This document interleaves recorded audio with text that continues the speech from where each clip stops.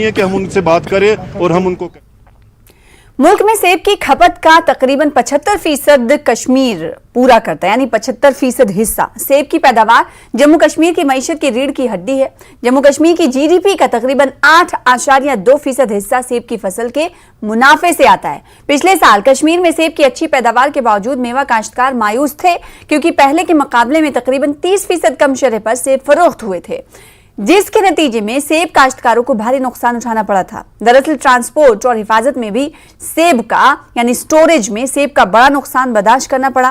लेकिन अब हुकूमत की तरफ से जिला शोपिया के लिए एप्पल क्लस्टर की मंजूरी का खैर मकदम किया जा रहा है। हुकूमत की पहल के बाद अब सेब काश्तकारों को इस साल बड़ी उम्मीदें वाबस्ता हैं।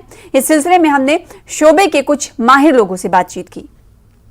देखिए, अगर आप लास्ट ईयर की बात करें, जो मार्केट थोड़ी रेट्स कम रही, उस मेरे हिसाब से 2-3 फैक्टर्स हैं विच इफेक्टेड। नंबर 1 फैक्टर इज़ कि हमारी प्रोडक्शन जो थी बहुत ज़्यादा थी लास्ट वाले सीज़न में।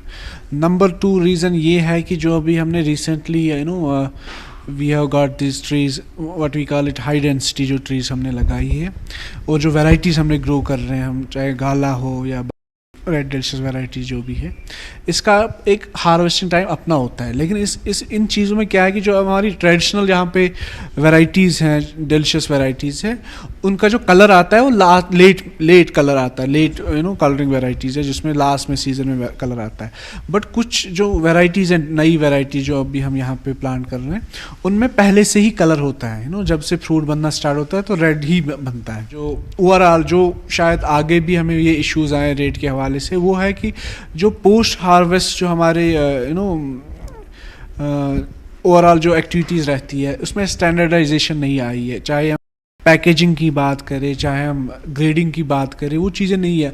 ओवरऑल जो हमारा अभी मेजॉरिटी जो एप्पल्स अभी जाते हैं मार्केट में, वो अभी भी एक वो ट्रेडिशनल पेटीज़ में जाते हैं। काफ़ी लोग जो है वो वुडन पेटीज़ बनाते हैं। हिमाचल की बात करें, वहाँ पे देखिए, हिमाचल में काफ़ी हद तक एक स्टैंडर्डाइजेशन आई है। स्टैंडर्डाइजेशन क्या होता है कि एक रेट फिर फिक्स हो जाती है कि ये जी A ग्रेड एप्पल है, इसकी ये प्राइस मिलता है। अगर आप इंडिया की बात करें, इंडिया इतनी बड़ी कंट्री है कि जितना भी कश्मीर में एप्पल निकलता है या हिमाचल में एप्पल निकलता है या थोड़ा सा उत्तराखंड में निकलता है, वो सारा इंडिया में ही कंज्यूम होता है।